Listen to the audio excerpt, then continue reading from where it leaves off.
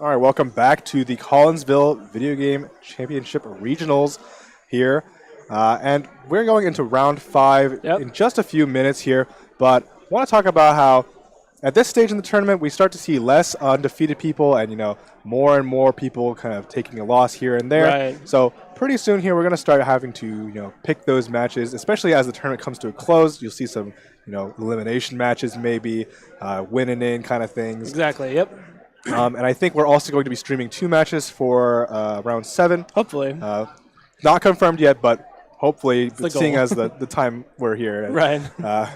But yeah, so we're going to hop into round 5 soon here, but just want to talk about, the other things about this tournament we've seen on. We've seen like a couple of interesting combinations, mostly Xerneas stuff, but we've also got Groudon Kyogre pairing up with that Xerneas, of course. And I think we've also seen Lunala for the second time, I think. Yeah, we saw Groudon Lunala last round. Yeah, Groudon Lunala is very interesting. Yeah, it's not really a combination you see a whole lot. But, Alex made good use of it. He had the Trickymon Lunala, which is not his most common set, and it looked like a very slow, very powerful Groudon, so he took very good advantage of it. Yeah, definitely. His opponent definitely lacked a couple of tools maybe necessary to make that matchup a little bit better. Right. But yeah, Alex, as he was saying, he definitely lucked out a little in game 1 because of the Snarl miss. But, that's the point of gaming play. Yeah. There's a lot of moves that just don't have perfect accuracy, and even the ones that do have perfect accuracy could still miss if you're targeting something, say, like a boosted Smeargle. Right. No, we saw a bunch of that earlier with of course, Grayson and Mario. So there's a whole lot that can go wrong, a whole lot that can go right. It's all kind of about managing those different probabilities to see if you can win a game. Yeah, and I'm all about those probabilities, man. All right, I think we know I'm that. The probability master. Coin flips, those are my jam. I call that breakfast. Yeah, those are like the tater tots. Yeah. or whatever. The tater coins. Wait, those are popular, right? Yeah. I wonder if schools still sell those. There's a nice supplement to your meal. Yeah, I know. The main course is just me attacking you with my fully powered up Xerneas. Well, you can't do anything to stop me. Oh, but yeah, as we're waiting on these teams to get put in here and the players getting ready up there. All right, we will have the matchup here. Alex Williams versus Ryan Loseto. And the last two, the first, I guess, last pair of 4-0 that we haven't streamed or haven't seen the stream. I'm not familiar with these two names, so it'll be interesting to see what they offer us here. We still don't know their teams yet either. Yeah, I'm not familiar with them either, but it's going to be really cool. We've had a lot of veterans on this stream today so far, but now we're flipping it back to some maybe newer faces, some people that we may not know as much about, but we get to learn some now. All right. So these Steelers are undefeated, and they've got some pretty interesting teams to be sitting here and playing each other. We're going to see a couple of firsts on the stream from both players here using some different restricted Pokemon. And that's really cool to see in this format that, a lot of players have written off as, the second son. Right. And that's really nice to see as a creative player myself. I've been dabbling in some weird stuff, but I'm definitely not interested in kind of taking this format a little further than what most people are playing for. Right. No, they both have pretty cool teams, like you said. There are a couple firsts. One first that actually both players are sharing is this Kanto Raichu that we're seeing on the stream right now. Kanto Raichu wasn't legal in 2017, but has made a resurgence since 2018 thanks to that very crucial Lightning Rod ability. Yeah. And I'm not really sure how important that will be in this matchup since you really want to use Raichu to stop opposing maybe Tapu Koko, or let's say, I don't know what else uses electric moves. Thunderous, if you were watching from from the last round, but the rest of their teams are pretty interesting. We have Alex here on the player side with Ho-Oh, Ferrothorn, Raichu Kanto form, Ludicolo, Incineroar, and Kyogre, whereas Ryan is going to be running an XY core with Xerneas, Incineroar, Kartana, Raichu Kanto, Yveltal, and Among Us. Yeah, so I think this is the first time we've seen both of these restricted combinations on stream today. Hello, really not, putting out many performances.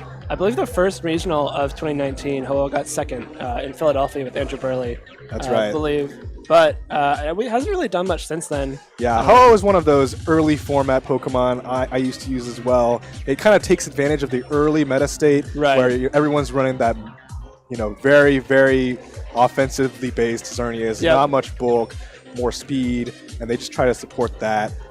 And, you know, it's kind of coming back, I think, but, you know, Ho has kind of gotten like this condition where the more you know about it, the less effective it becomes. That's very true, yeah. So we'll see. It's a pretty one-dimensional Pokemon. A lot of the times it's going to be carrying with that Sacred Fire to get some nice burn chances against opposing Pokemon. Often runs, you know, Tailwind for team support, Brave Bird. It has a couple neat options for its last couple slots, but, you know, generally it's only going to be running a few moves. Alright, so the players are going to get started here. We see both players choosing to run their Incineroar featuring their restricted Big Bird. So we've got Alex here with the Ho-Oh and Ryan on the other side with their Yveltal. Now Yveltal with Dark Aura is a really interesting Pokemon because in a format dominated by Xerneas, you wonder why Yveltal is so commonly used. Right. But it actually has to deal with the fact that, you know, there's a lot of Psychic types running around as well. And, you know, you don't want to shrug off these Dark Aura boosted attacks, even if you are Xerneas, as one of the most popular ones, Snarl. Yep. Can definitely put a dent in your damage output. Yeah. We're going to see the Ho-Oh switch out in favor of the Kyogre, which will set up the Drizzle on Alex's side. This will be followed up by a Fake Out from Alex's Incineroar into the Yveltal. Yveltal flinches from that Fake Out, and, you know, he'll be able to reposition himself with this U-turn. Yeah, that was actually a really good U-turn. It's going to set Ryan up to kind of better handle this Kyogre switching. He doesn't have a Groudon, unfortunately, so he can't reset the weather, but this could be a good time to bring in that Amoonguss or that Kartana, depending on which one he packed. Right. And it's going to be the Amoonguss here. So, yeah, nice pivot there. Going to start exerting that, you know, pressure with Spore, Redirection, just to know the Amoonguss thing to do. Neither players have a Tapu, actually, so this is going to be pretty much Amoonguss's time to shine. Yeah, especially in the rain, this Incineroar at -1 won't do much damage with the Flare Blitz. And Kyogre sometimes packing Ice Beam, but, you know, obviously not going to be able to stay in this turn and try to punish this Amoonguss. Alright, a Ferrothorn coming in for Kyogre, just trying to try and get the board position back in his favor. As Snarl coming out from the Yveltal, like I said before, not doing a whole lot to threaten these two Pokemon, and it was pretty weak overall, so I suspect that this is more of a physically based Yveltal that just has Snarl tacked on to handle the threat of the Geomancy. As U-turn from Incineroar comes out and throws the Ho-Oh back in. You know, as you said, you know, a lot of Yveltal rather are going to be carrying that Snarl. And when you're clicking Snarl with Yveltal, you don't really want to be using it for damage. That's not your main goal. You're just trying to mitigate your opponent's damage output. And so, you know, the Snarl doing very little to both of Alex's Pokemon, but not a big deal if you're Ryan. You don't really mind that lack of damage. You do really mind that Spore whiffing into Ferrothorn, but... Yeah, unfortunate, but, you know, Moog is going to back out, going to say, hey, I'm going to let you have your space, Ho-Oh. Yep. I don't want to take that Brave Bird or anything like that. Sacred Fire wouldn't do much, but, you know, Burns definitely have that damage that racks up over time. Knockoff here, going to target that Ho-Oh. It is going to knock off the safety goggles, so good information for Ryan there. Yep. As Sacred Fire comes into the Yveltal, still does a good amount of damage. As knockoff from Ferrothorn also targeting the Yveltal, knocking off that Assault Vest they're known to use. Interesting that Ferrothorn also opted for a knockoff there. Very interesting choice, especially since, you know, Alex isn't the one using the Yveltal here. So, I really wonder why he chose to use that, but might have to pick his brain if he can come over to the winner's side here. Yeah, I mean, knocking off the Assault Vest is obviously very helpful for him, and, you know, Ryan getting the safety goggles off the Ho-Oh is big because now it's no longer immune to Spore or Rage Powder. But, you know, Ferrothorn even carrying knockoff might be a little bit of a giveaway that it might be holding an item like an Assault Vest. Very possible that it might be using the Assault Vest to try and take hits from Kyogre and Xerneas better, and it took very little from that Snarl, as we saw earlier. That's so that's quite possible as well. Here's the knockoff from Yveltal once more, going to take away Incineroar's Berry. He uses that to get a lot of health back. Here's another Sacred Fire, trying to go for that burn still. Gets it on the second one, so, you know, 1 out of 2 is still in the odds. Here's a U-turn from Ryan's Incineroar. Just going to do, I don't know how much damage that was. Like 4? Negative? Maybe negative. Just going to make sure he has the positioning as well.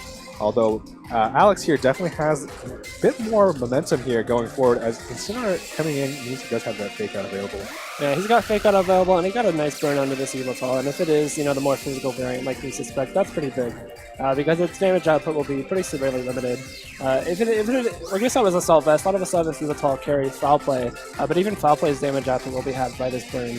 And so that's a really nice burn on Alex's end. It kind of gives him a little bit more room to wiggle. But he is, facing down this Xerneas now, and so he's gonna kind of make sure he can keep it under control before it starts spiraling. Yeah, for sure. Even though Ho-Oh is great at tanking, those fairy-type moves with its massive special defense, even a Ho-Oh will go down after enough repeated hits from boosted Xerneas, especially if it wasn't trained to be specially defensive. Some people just want to, it's just naturally bulky, so I'll just let it, naturally tank it.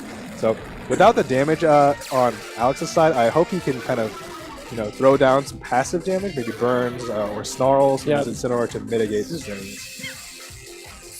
We do see Evoltal and Ho-Oh both leave the field. Evoltal coming out in favor of Incineroar, while Ho-Oh switches into Ferrothorn to protect itself from these powerful fairy-type attacks. Xerneas just protects, keeping itself safe, while Alex's Incineroar does go for his Snarl, which will do pretty negligible damage and get a special attack drop, but it's completely not important. Maybe we can the other guy's Snarl. Right. if he carries it. But, this is kind of okay. But, Rain just fell off, which is actually really bad for Alex. He's going to have to bring Kyogre back in to set it back up. The Ferrothorn is pretty vulnerable right now to the opposing Incineroar. They have Fake Out available. Xerneas could just go for the Geomancy right now, although it's a little risky with Ferrothorn on the field. But it all comes down to what these players call of each other. Right. Will he switch or will he protect? What kind of things will Alex do? Because I think really it is basically in Alex's control what happens this turn with that Ferrothorn. Alex definitely has defensive options here. Defensive options are good, like immediately if you want to prevent damage, like in one instant, in one turn. But you also need to have offense in order to win these games, and so this Ho-Oh, it's already kind of low. If it takes some kind of attack from this Incineroar, it might be within range of something like a Moonblast. Alright, Geomancy just going to go off. No fake out from Ryan's Incineroar. Just going to maybe try for the Flare Blitz, KO the Ferrothorn slot. As Geomancy just going to pop off. We'll see if Alex carries anything other than Snarl to deal with the Xerneas. Even at +1, it's just going to be a big chunk. Ho-Oh at about half is not going to like taking the damage too much. Right. So we see a U-turn from Alex's side. That's going to let him reposition, maybe bring in the Rain or throw Ferrothorn back in to better handle Xerneas offensively.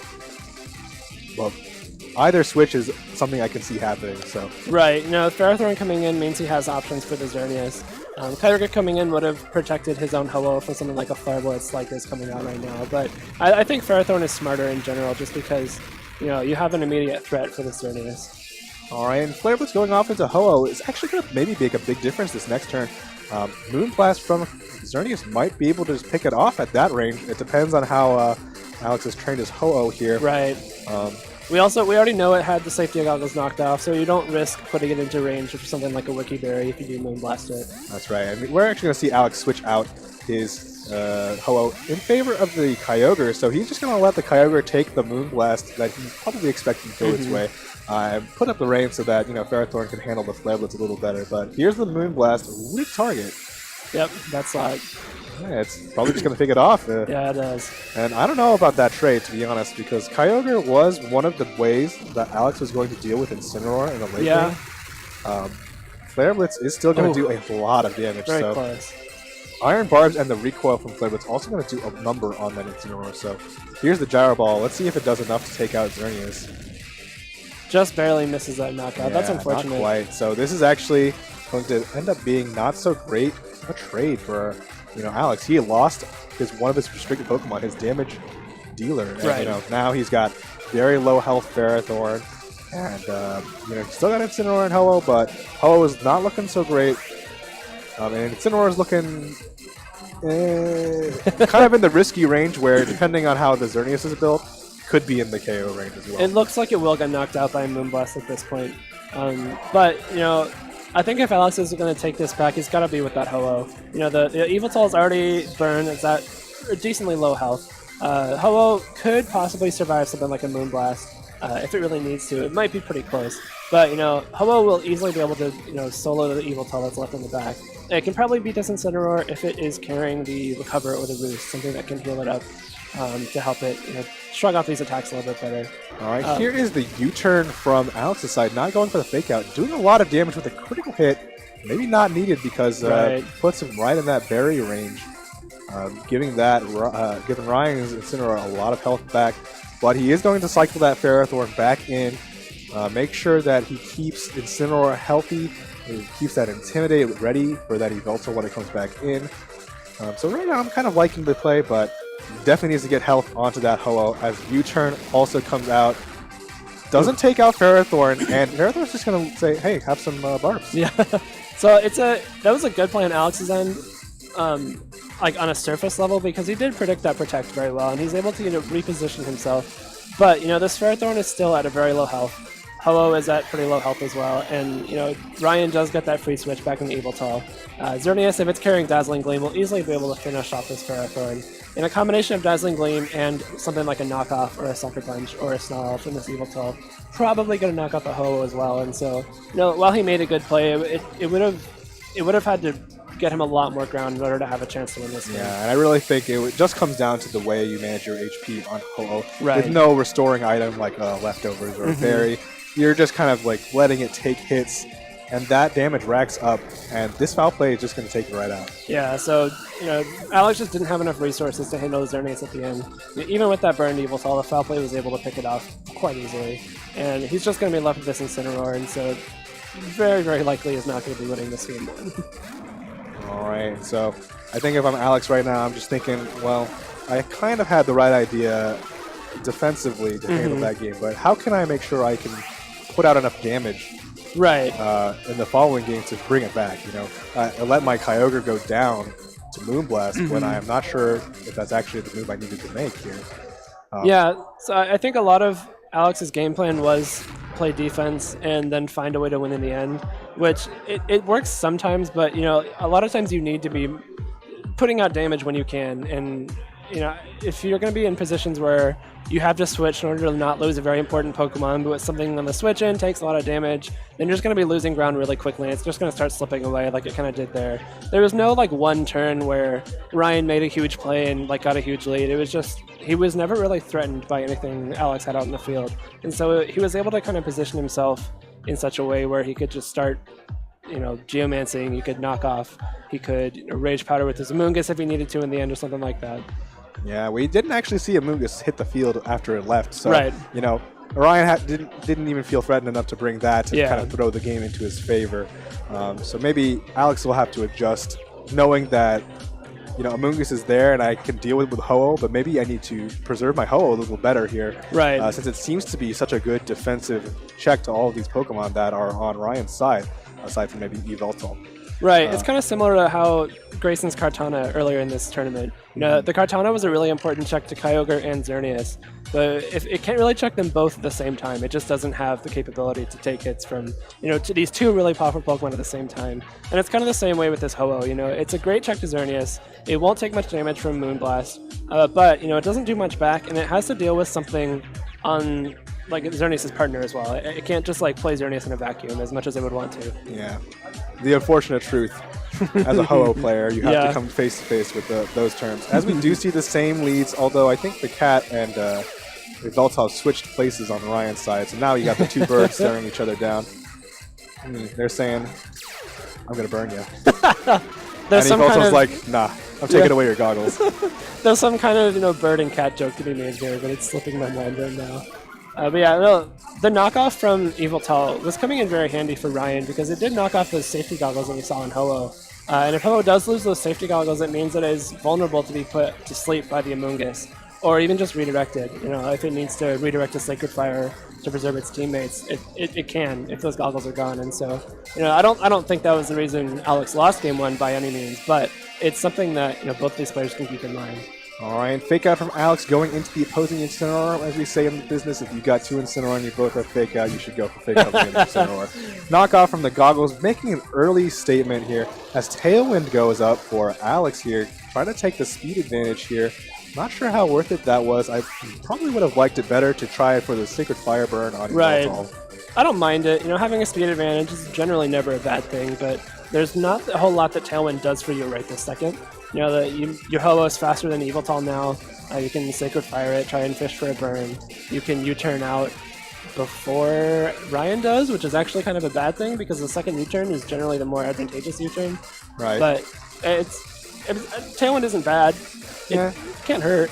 It can't hurt. If you get in something like Kyogre here from the U-turn, might be okay, but no burn. And Snarl from Incineroar gonna do pretty little damage.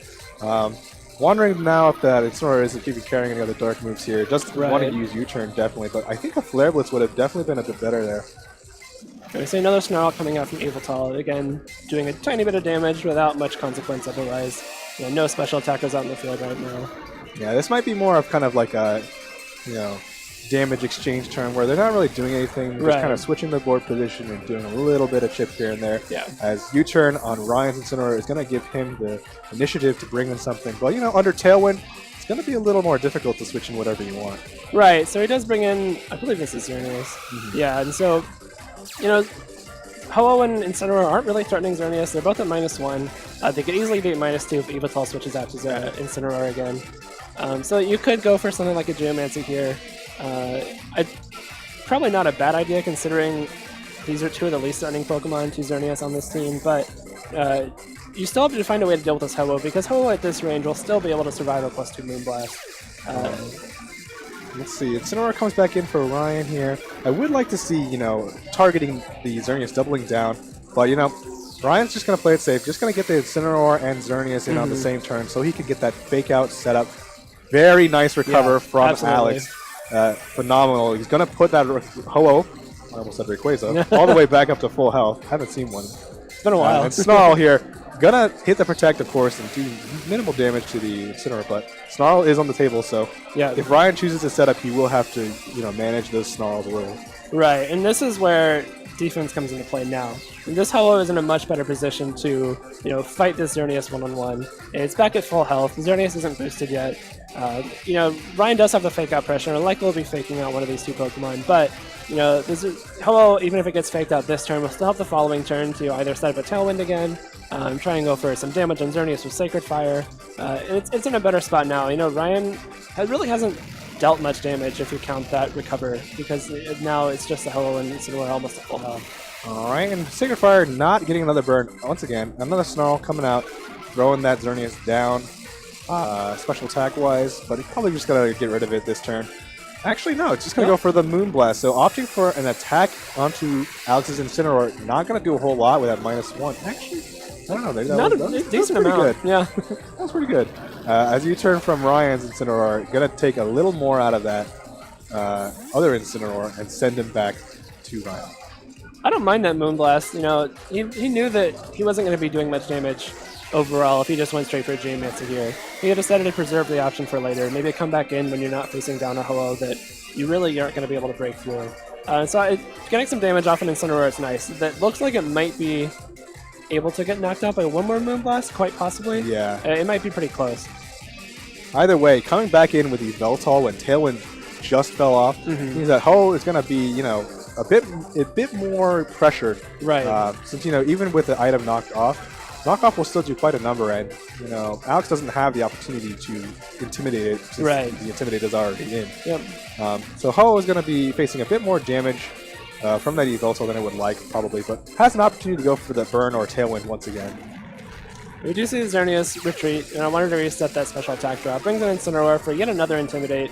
Foul play, neither of these Pokemon likely not going to do much damage at all. And here's the knockoff. Just going to get rid of that Berry onto Incineroar. Great knockoff there. Just outside of Berry range now. Doesn't have it, so here's that Sacred Fire into Yveltal. This is -3, I think? Yeah. Still no burn. Didn't really do what you needed to do, but did do the damage to, place some more pressure onto it. Right, the knockoff in Incineroar is very smart because now it really can't switch in on any attacks. Anything like, even an opposing U-turn, we'll be able to knock it out. Anything from the Yveltal, even the Snarl most likely. Obviously anything from Xerneas. So the Incineroar on Alex's side is pretty limited in what it can do. But, getting this this Kyogre in is nice because now the opposing Yveltal, even though it is carrying that Assault Vest, it might be in range of a Water Spout at this point. Yeah, this is going to be a bit rough on both players because now Ryan is going to have to, play around the Kyogre Water Spout, or, Alex kind of knows this and can, position his Pokemon so that he can get that Water Spout. Since Ryan did have Fake Out available, this is going to be his kind of read. He's going to predict the Fake Out into that Kyogre slot. As we do see that happening. Oh, wow, it lived. Oh, no, it didn't. It did very, very temporarily. Okay, well, it's going to go ahead and go down. Did some good work. Oh, Gonna miss the Sacred Fire, but this does give Alex the opportunity to bring back the Kyogre and have a full power Water Spout on deck.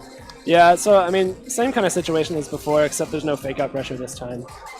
Not getting any luck with that Sacred Fire. That's, I think, the 4th he's clicked this game with no burn, including the 1 miss. And so that's a little bit unfortunate. But, at this point, the Water Spout easily going to knock out this Incineroar.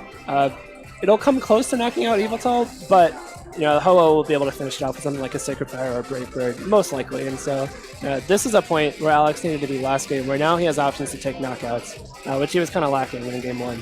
Right, and if you're in Ryan's shoes, you're definitely trying to pedal back. Which Pokemon do I need to keep for the end game? How am I going to win this? I can definitely see Incineroar pulling back here, as Ryan does pull back the Incineroar for the Amoonguss, I believe. Yep. Yeah. So this is definitely going to eat up that Water Spout. But Scald coming in onto the Yveltal. Ooh. Yeah. I don't know. I guess he was kind of predicting maybe a Sucker Punch or something like that.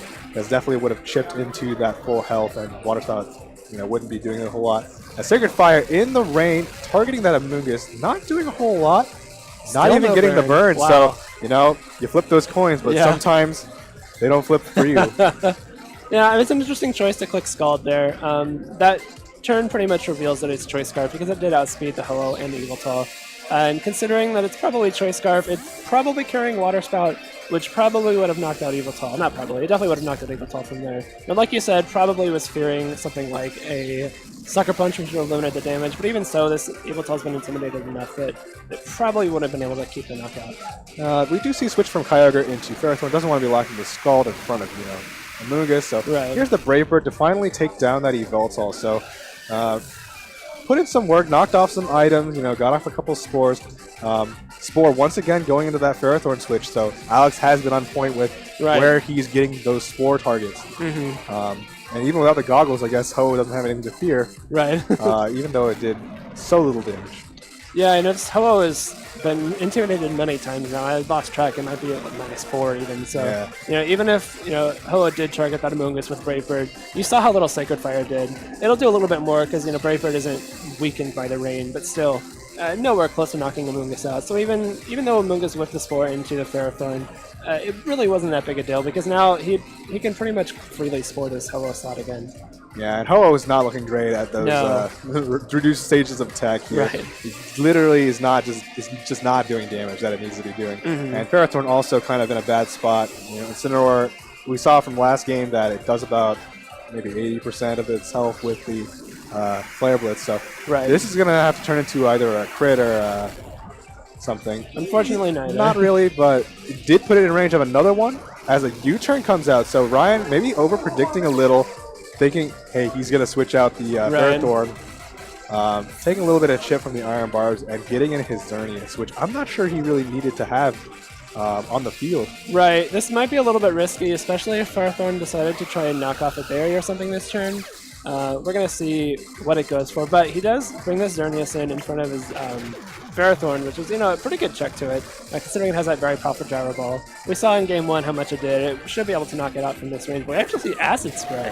Really interesting. So Acid Spray onto the Amoonguss, going to reduce that special defense. And I think that pretty much tells you all you need to know about this Ferrothorn. If it's backing Gyro Ball, Knockoff, and Acid Spray, well, I'd be hard-pressed to say the last move is a Power Whip. So it's probably carrying something like Assault Vest there.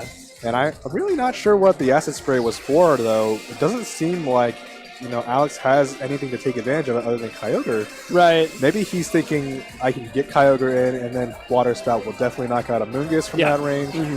But, of course, Amoonguss could easily just switch out and get the Regenerator back. So all in all, kind of an odd choice to go for the Acid Spray at this point in the game. Yeah, it would make more sense if Kyogre was on the field this turn. Like you said, Acid Spray definitely puts Amoonguss into Water Spout range because it is now at -2 special defense. But it's a little bit... I'm not going to say useless right now because now we're going to see the Kyogre come in. But, this Amoonguss can easily just switch out this turn. Potentially even go for another Spore if you wanted to predict that switch. But, I mean, I guess it gives Alex the option to know that Water Spout would be useful this turn. And Amoonguss is going to switch out into that Incineroar. So we're going to see how much damage the Gyro Ball does after a couple of Intimidates. I think this is the second one on Ferrothorn. And Kyogre, again, being prone to that fake out pressure as Geomancy is just going to, hop on down. Time to do the dance. Yeah, one of the many times we've seen Geomancy today on stream. But I believe Ferrothorn might be in range to get knocked out by a Flare Blitz from this Incineroar. We saw it do a lot of damage even in the rain in Game 1, and it looks like it may be at about that range. Here's the Gyro Ball. Let's see how much damage it's going to do here. Oh, wow. Ooh, yeah, it's going to be enough to put it in range for another one, but most likely, yeah. Again, it may be in that Flare Blitz range, so definitely going to have to be careful, especially since there's no more Incineroar to help mitigate the opposing Incineroar's damage. A lot of Scarf Kyogre sometimes are a little trained to be bulky enough to take one Moonblast at +2 against other Xerneas, but considering this Kyogre, it's taken a bunch of chip damage, not a bunch, it's taken a considerable amount of chip damage. It's very likely that something like a Moonblast into Kyogre and a Flare Blitz into Ferrothorn will be able to take 2 knockouts this turn. Alright, Fake Out from Incineroar going to hit that Ferrothorn. Just get a little more chip damage, stop it for this turn. I really like that play. Right. It definitely puts him into that Flare Blitz range for the next turn. And Moonblast just going to easily take the KO on Kyogre. So Ho-Oh and Ferrothorn are Alex's last 2 Pokemon, and Ho-Oh hasn't taken any sleep turns. So this is looking pretty bad. We'll see if Ho-Oh can play the long game and stall out a win, but it is looking pretty dire. It is. There might be a small chance if you're a Ho-Oh trying to stall out a game against 3 Pokemon. Incineroar, Xerneas, and Amoonguss aren't the 3 worst Pokemon to be facing down.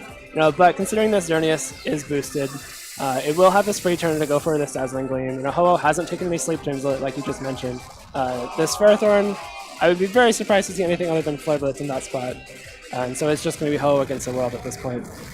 Yeah, and that Dazzling Gleam did a surprising number of damage to the Ho-Oh. Right.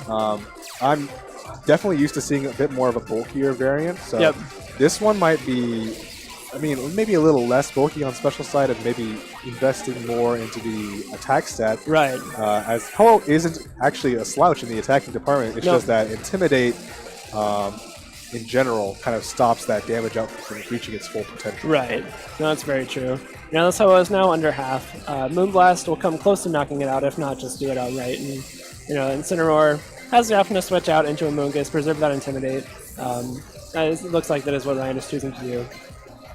Alright, Amoonguss going to come back out looking pretty healthy. Protect from Xerneas, not going to play it too risky here, as Ho-Oh gets the 1 turn sleep, goes for Recover. So very interesting Protect by Ryan, actually. I'm not really sure any scenario where Alex doesn't click Recover in that spot. Right. In order to stay in this game, he needs to keep that Ho-Oh healthy and strong so that it can handle those 3 Pokemon all on its own. Maybe fearing, a full power Brave Bird going in and knocking out these Xerneas. Yeah, well, this Ho-Oh is... Oh, it went for Geomancy again. I see. So actually... So Ryan here maybe getting a little greedy, going for the disrespect. A little greedy, but I think that makes sense because he knows that Moonblast at +2 won't be able to break through this Ho-Oh. And so now he's going to go to +4. Obviously the second Geomancy he's going to take 1 extra turn, but he does have Incineroar back on the field now with Fake Out pressure, so he's going to Fake Out the Ho-Oh this turn, boost himself up to +4, and hope that that's how he's going to be able to break through this Ho-Oh. Yeah, with more stages of special attack comes, less walling power for a Ho-Oh. Right. And given the damage roll on that Dazzling Gleam, I wouldn't even be surprised if the Moonblast at +4 just straight KO'd it from this range. And if it doesn't, Moonblast in combination with Flare Blitz will likely be able to. And so a unique play from Ryan. I don't think we've seen a second Geomancy on stream at all, and it's a very rare play to go for just because there's so much of an opportunity cost. If you happen to get it wrong, you can't switch out, you can't protect. You're going to be vulnerable to an attack that second turn. But Ryan played that very well, knowing that he'd either lose a Mungus and get Incineroar in for that fake out pressure, or if a Mungus survived, he'd just Rage Powder again. Right. Now here's the Moonblast. Moment of truth. That is a knockout. Wow. So congratulations to Ryan for pulling off the manual Geomancy in round 5 of Swiss. I'm sure that'll be one that people remember. Right. I believe this is maybe his first or one of his first performances that to break out of. Absolutely. He's definitely looking so far. on great pace for Cut. All right, so we'll be back with a player interview for Ryan. Okay, we'll be back for a player interview with Ryan after a short break here, but I just want to say, it's sad to see Ho go down in that way. I usually don't like to see Ho lose against Xerneas. It's the thing you're supposed to beat, exactly. Right? That's part of the reason why Ho has gone, weird in usage. Right. But it's one of those Pokemon that should do more on paper than it usually does in practice. Yeah, of course. It also just kind of speaks to the strengths of Xerneas. Yeah, of course. Xerneas is just so incredibly powerful that it's going to break through its, one of its best checks without really much of an issue. All right, so we're going to be back in a few minutes here. We'll welcome Ryan and do a player interview.